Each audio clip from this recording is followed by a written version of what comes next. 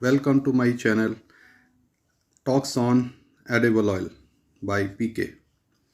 तो ये मैंने एक नया चैनल शुरू किया है जिसका पर्पस मार्केट को, डेली अपडेट्स को और daily market news, international news को आप लोगों को पहुंचाना है।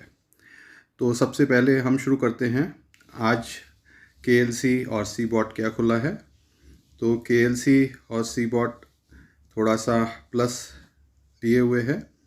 कल आप देख सकते हैं 69.26 से 688 बंद हुआ था और आज सुबह 88 प्लस पॉइंट्स करके 69.4 बंद हुआ है। और KLC भी स्लाइटली प्लस है, नियर अबाउट 33 पॉइंट्स। तो और जो कि कल थोड़ा सा डाउन था। अगर आप ओवरऑल पिक्चर देखेंगे तो 3 जुलाई में जो 39853 आज 3906 है। तो मार्केट पीछे 10 दिन से रेंज बाउंड है और उसी रेंज के अंदर घूम रहा है। और जहाँ तक CBOT की बात करते हैं तो CBOT के अंदर जो शिकागो बोर्ड ऑफ ट्रेड है, ये जो डाटा 67.02 सेंट्स के अंदर और 69.41 आ रहा है 12 जुलाई का, ये सब USA का CBOT का डाटा है। जबकि इंडिया में जितना भी ट्रेड होता है वो सारा ट्रेड अर्जेंटीना और ब्राज़ील से होता है, जिसके अंदर हम 2000 से 2250 पॉइंट्स का माइनस देख रहे हैं। तो एक्चुअल जो ट्रेड इंडिया में हो रहा है नियर अबाउट आप से कह सकते हैं 47 सेंट्स के हिसाब से हो रहा है। तो उस हिसाब से आपने देखा भी होगा कि मार्केट जो CBOT है 44 से लेकर 69 तक 25 सेंट्स बढ़ा है, दैट इज़ 50% अप्रोक्सी मार्केट। लेकिन इंडिया के अंदर जो रेट्स के अंदर जो डिफरेंसेस है वो कोई ज़्यादा नहीं आए हैं। ये बेसिस पॉइंट्स के बारे में मैं एक सेपरेट वीडियो बना के आपको इस बारे में पूरा एक्सप्लेन और करूँगा कि ये बेसिस पॉइंट कैसे होता है और कैसे मूव करता है। अब मैं आपको आगे का जो CIF रेट्स इंडिया में जो कोडिंग आ रही है उसके बारे में थोड़ा बताना चाहूँगा। आप जो RBD के प्राइस देखेंगे जो 3 जुलाई को 915 थे, फिर 4 जुलाई को 895 थे, आज भी 895 हैं। तो वो अब आप इसको टोटल देखें तो पीछे 8-10 दिन के अंदर market same range bound $10 plus और माइनस में घूम रहा है। CPO की भी पोजीशन सेम ही है, जो 3 जुलाई को थी वो आज है। डिगम सोया ज़रूर $40-50 कम हुआ है, कल 1050 था 1095 से, तो नियर अबाउट $40-50 की कमी आई है, जो मैंने आपको बेसिस पॉइंट की वजह से डिफरेंस आया है वो मैंने बस समझाया है। सन ऑयल जो यूक्रेन से माल ब्लैक सी के थ्रू आ रहा है उसके अंदर भी $30-40 की कमी है। सन ऑयल ने ही टोटल सोया डिगम को दबाया हुआ है। एक्चुअल में तो सोया की जो आज की प्राइस पैरिटी आ रही है वो थोड़ी ऊंची आ रही है 95-90 से, लेकिन लोगों के पास ओल्ड स्टॉक्स होने की वजह से और सन ऑयल का रेट डाउन होने की वजह से उसको थोड़ा सा बैकफुट पर जाना पड़ रहा है और थोड़ा सा डिस्पैरिटी में काम हो रहा है।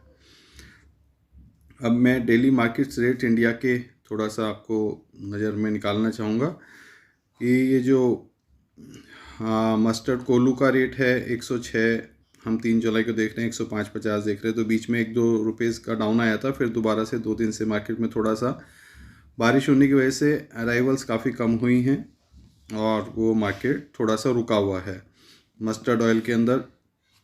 और मस्टर्ड में यहाँ पर मैं और बताना चाहूँगा कि नियर अबाउट अभी तक 35% ही मार्केट में टोटल जो सीड की अवेलेबिलिटी है वो कंज्यूम हुई है। 65% अभी भी किसानों के पास पड़ा हुआ है। तो जबकि 5 महीने निकल चुके हैं और 7 मंथ्स के अंदर हमको बाकी माल को कंज्यूम करना है, तो उसको देखते हुए अवेलेबिलिटी काफ़ी ज़्यादा है। तो मस्टर्ड में हम कोई ज़्यादा तेज़ी उम्मीद नहीं समझ सकते जब तक सोयाबीन में और RBD में कोई तेज़ी ज़्यादा ना आए। दूसरी सिचुएशन है सोयाबीन रिफाइंड ऑयल की, जो 3 जुलाई को CBOT काफ़ी ज़्यादा तेज़ हुआ था, 400-500 300-400 पॉइंट बढ़े थे। उसकी वजह से जो एकदम मार्केट में उछाल आया था वो धीरे धीरे कूल डाउन हो गया, क्योंकि ब्राज़ील और अर्जेंटीना से काफ़ी अच्छी सप्लाईज बनी हुई हैं और वो लोग रेगुलर बिकवाल बने हुए हैं। और जो सोयाबीन की तेज़ी है मेनली वो USA के अंदर जो सूखा पड़ा, कुछ फसल ख़राब हुई, उसकी वजह से ये तेज़ी को हमने नोट किया है। RBD पाम ऑयल के बारे में आप देख सकते हैं, जैसे सोयाबीन के सपोर्ट के अंदर पाम ऑयल भी काफ़ी तेज़ी से रिएक्ट करा था।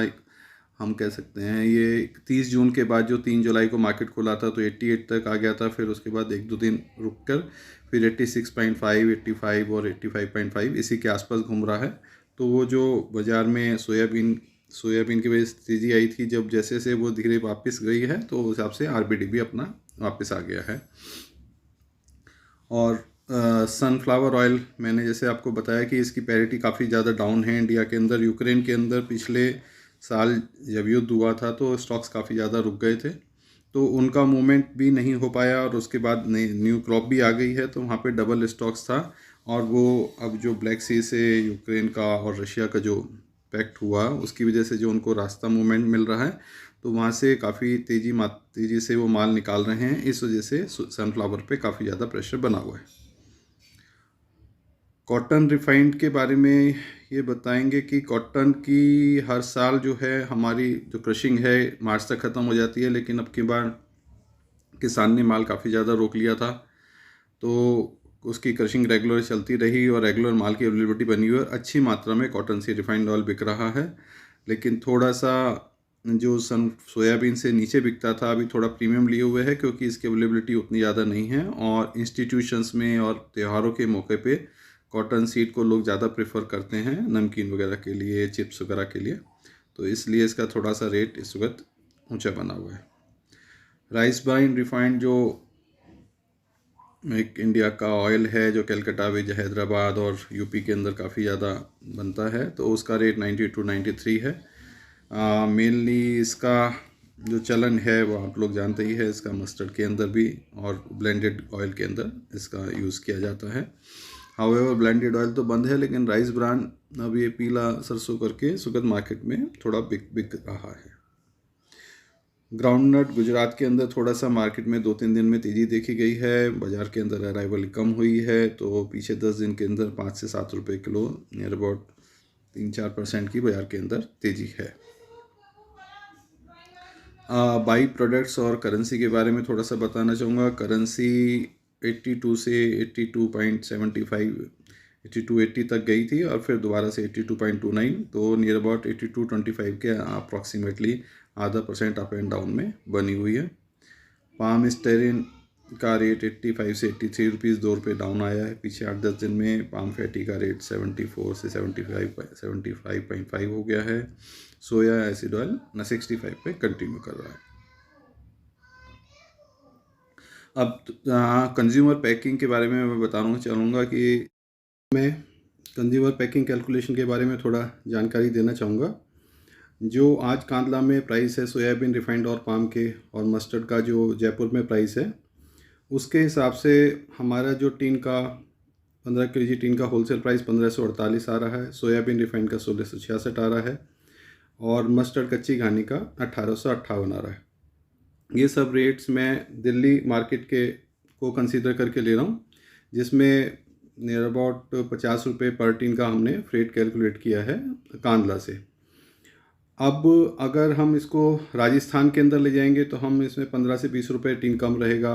गुजरात के अंदर हमारा 30 से 35 रुपये टीन कम रहेगा। आप उस हिसाब से इसको कंसीडर कर सकते हैं। अब थोड़ा सा मार्केट के हालात के बारे में बताना चाहेंगे कि मार्केट्स में क्या क्या चल रहा है। जो सोयाबीन की सोइंग है वो ऑलमोस्ट कंप्लीट होने पे है। बाई जुलाई एंड हम ये उम्मीद करते हैं कि सारी सोइंग कंप्लीट हो जाएगी। यूएसए के अंदर नियर अबाउट 10 to 12% क्रॉप ख़राब हो गई थी सूखे की वजह से, और थोड़ी क्रॉप में डैमेज आ गया था जब बारिश नहीं हुई थी। तो स्पेकुलेटर्स का ये जो फंड्स है उनका ये मानना है कि उसकी वजह से थोड़ी सी तेज़ी रह सकती है और जो फसल ख़राब होने के कगार पे पहुंच गई थी उसमें भी यील्ड की कमी रहेगी, तो वो भी 20-25% है, इसलिए वहाँ थोड़ा सा तेज़ी का माहौल बना हुआ है शिकागो में। और वहीं मैं पता चाहूँगा ब्राज़ील में और अर्जेंटीना में अभी क्रॉप की सोइंग जो है जनवरी-फरवरी में होती है, वो नेक्स्ट मार्च में आएगी। वहाँ पे जो पिछली सोइंग है उसकी कटिंग कंप्लीट हो चुकी है। ब्राज़ील में क्रॉप काफ़ी ज़्यादा है और अर्जेंटीना में थोड़ा इस साल डैमेज हुआ है। तो सीड की इस साल कोई ब्राज़ील और अर्जेंटीना में कोई कमी नज़र नहीं आ रही। मस्टर्ड क्रॉप का जैसे मैंने बताया अभी तक 65% की अभी सीड अवेलेबल है ट्रेडर्स के पास और फार्मर्स के पास, और केवल 7 महीने बचे हैं, तो इसलिए कोई कमी नहीं रहेगी। कॉटन सीड का वही पोजीशन है इस साल, अभी तक अवेलेबिलिटी चल रही है और mills are still running and cotton seed oil is also still available. Brazil, Argentina में इस साल कुछ मैंने बताया जैसे आपको क्रॉप थोड़ा ख़राब हुआ है, तो ब्राज़ील से सप्लाई ज़्यादा में रहेगी इंडिया में, हम ये उम्मीद कर सकते हैं। बारिश का आप देख ही रहे हैं, बारिश कुछ जो है एरिया में तादाद से ज़्यादा हो रही है, उसकी वजह से कुछ फसल को डैमेज होने के चांसेस हैं। अगर थोड़ा सा अगर धूप निकलती है और बारिश रुकती है तो फसल को फ़ायदा रहेगा। अगर इसी टाइप से बारिश कंटिन्यू हुई और खेतों में पानी भरा रहा तो फसल जो सोयाबीन की और कॉटन की इस वक्त सोइंग कंडीशन पे है उसमें थोड़ा नुकसान होने के चांसेस हैं।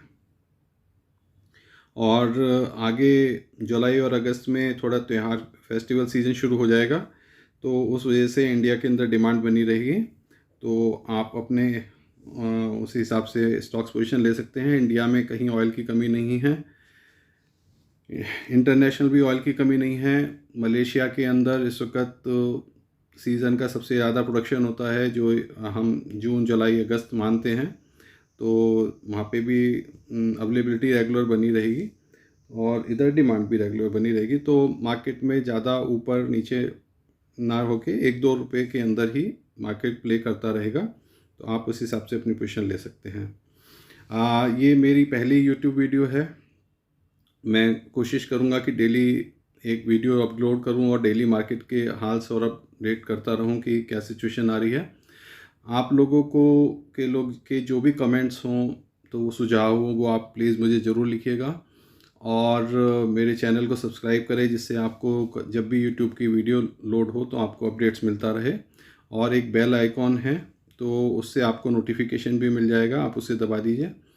मैंने ये talks on edible oil by PK group को मैंने उस पे टेलीग्राम पे भी बनाया है। अगर आप टेलीग्राम पे टॉक्स ऑन एडिबल ऑयल डालेंगे तो वहाँ पे आप मेरा ग्रुप ज्वाइन कर सकते हैं, तो उसके अंदर जैसे ही मेरी वीडियो अपलोड होगी मैं आपको उस पर लिंक मिल जाएगा। तो आज के लिए thank you very much and we hope कि हम रेगुलर मिलते रहेंगे और आपसे बातचीत करते रहेंगे और आपके कमेंट्स के हिसाब से जो जो इसमें इम्प्रूवमेंट है वो लाने की कोशिश करेंगे। धन्यवाद।